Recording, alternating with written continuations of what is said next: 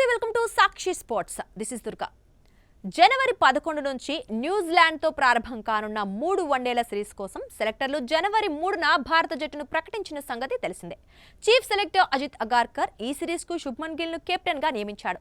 గిల్ ప్రస్తుతం గాయం నుంచి కోలుకుంటున్నాడు. అయితే అతని పేరు పక్కన స్టార్ గుర్తు ఉంది. అంటే బీసీసీఐ మెడికల్ టీం నుంచి అతనికి ఇంకా గ్రీన్ సిగ్నల్ లభించలేదని అర్థం. వైద్య బృందం అనుమతిస్తేనే అతను గ్రౌండ్లోకి అడుగు పెడతాడు.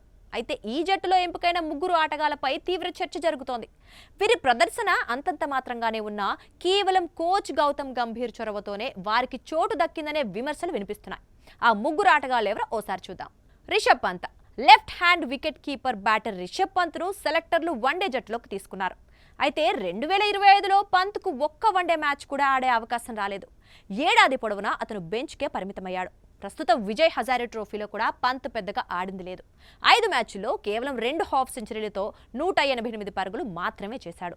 అదే సమయంలో ధ్రువ్ జురేల్ 379 పరుగులు, ఇషాన్ కిషన్ 2 మ్యాచ్ల్లో 1 సెంచరీతో 146 పరుగులతో అద్భుతంగా రాణిస్తున్న బీసీసీఐ వారిని విస్మరించింది.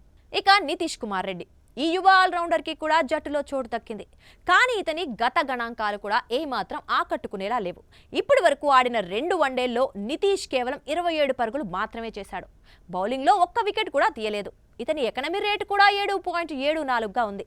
ప్రస్తుతం జరుగుతున్న విజయ్ హజారే ట్రోఫీలో కూడా 5 మ్యాచ్ల్లో ఒకే ఒక్క అర్ధ సెంచరీ, 6 వికెట్లు మాత్రమే తీశాడు. అయినప్పటికీ సెలెక్టర్లు ఇతనికి వన్డే క్యాప్ ఇచ్చేందుకు మొగ్గు చూపారు.